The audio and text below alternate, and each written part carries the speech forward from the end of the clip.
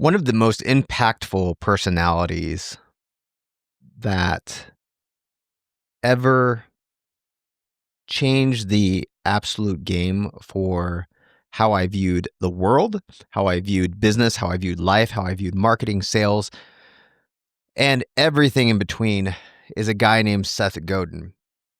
And one book in particular, and I don't think it was his most famous book. I think his most famous book was Purple Cow. But one book in particular had the most profound effect on me, and it's one of the shortest books that he wrote. It's called Poke the Box.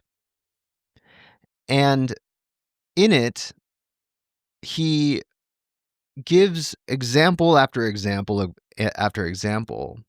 of what happens when you just do things, giving success stories of people who didn't have everything perfect, but they had just enough. It was at that 80% or more mark, and they shipped it. And it's those things that actually made it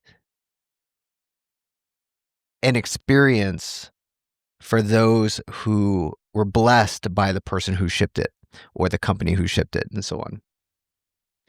And so I want to talk a little bit about this because it's such an important aspect.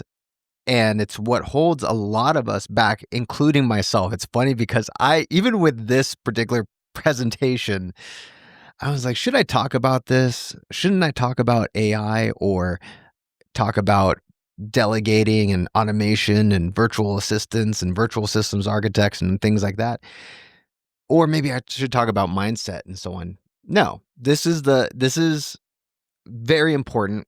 This is something that had a profound impact on my life and many, many others, and I want it to have that same impact for you. So, before we get into that, hi, my name is Dean Soto. A virtual systems architect, on the other hand, you give them a task, they will go and document it into a step-by-step checklist, perfect, with pictures and everything like that.